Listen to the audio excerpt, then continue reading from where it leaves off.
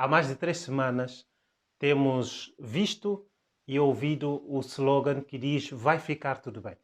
Algumas pessoas têm se levantado para questionar se de facto tudo vai ficar bem, se as coisas na realidade vão voltar ao normal. Esta expressão vai ficar tudo bem demonstra uma certa esperança de que as coisas melhorem, mas por outro lado pode ser apenas uma forma de silenciar a voz de alguém que sofre.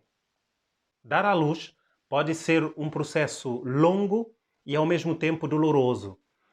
Num artigo publicado pela BBC a 22 de janeiro de 2017, dizia que a Organização Mundial da Saúde estima que cerca de 830 mulheres morrem todos os dias devido a complicações durante a gravidez e o parto. Na Bíblia, nós temos uma mulher que teve também complicações no parto, mas não somente isso. Por volta do ano 1141 a.C., esta data é uma data aproximativa, houve um confronto entre os israelitas e os filisteus. Neste confronto, morreram cerca de 30.000 homens da infantaria de Israel, a Arca da Aliança foi tomada, os sacerdotes Ofni e Finéias foram mortos, o pai deles, ou seja, o sumo sacerdote Eli, com cerca de 98 anos de idade na altura, também com algum problema de visão, e a Bíblia também relata que ele tinha algum peso a mais, ou seja, sofria também da obesidade. Ele, quando recebeu esta notícia de que os filhos tinham morrido, a Arca da Aliança, sobretudo, tinha sido levada pelos filisteus, caiu da sua cadeira, partiu o pescoço e morreu. Foi com todos estes acontecimentos que a mulher de Finéias, a nora de Eli, que estava grávida na altura, próximo ao momento do parto, recebeu a notícia e entrou em trabalho de parto prematuramente. Foi um parto muito complicado. Ela foi dominada pelas dores, o sofrimento dela era tanto que as parteiras que a acompanhavam perceberam claramente que ela estava à beira da morte. E então, nesse momento, tentaram consolá-la na tentativa de minimizar, de certa forma, a sua dor. E foi então que lhe disseram: não tenhas medo, nasceu-te um filho. Ou seja, nos dias de hoje, nós diríamos: vai ficar tudo bem, não te preocupes, não estejas assim tão ansioso, tudo vai ficar bem. E aliás, tu acabaste de ter agora um filho, e é um varão, devias estar contente ao invés de estares focada na dor que estás a sentir. Nesse exato momento, a mulher de Finéias simplesmente não respondeu uma única palavra.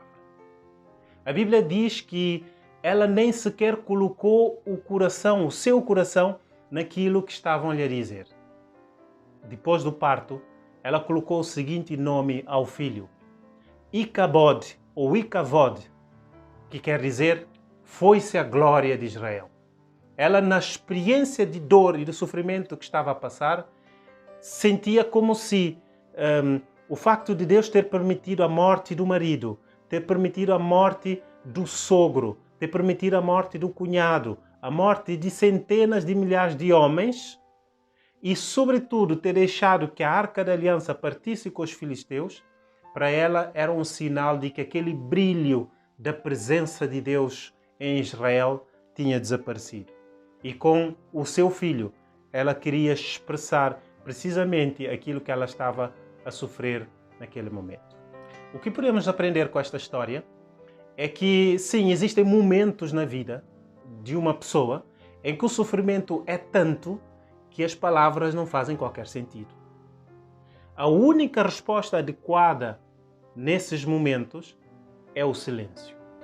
Um silêncio profundo, um silêncio empático. Há momentos em que o próprio Deus está em silêncio.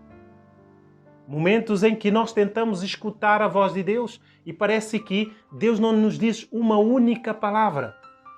E a pergunta que eu vos faço é: por que não imitar este silêncio de Deus no momento em que nós estamos diante de uma situação de sofrimento? Sabem que Salomão, no livro de Provérbios, No capítulo 3, ele diz que tudo tem o seu tempo determinado. E acrescenta no versículo 7, há tempo de estar calado e tempo de falar. E eu diria que talvez hoje fosse esse tempo. Um tempo de nos silenciarmos. Um tempo de deixarmos de lado as explicações racionais para as crises e os sofrimentos que nós testemunhamos à nossa volta.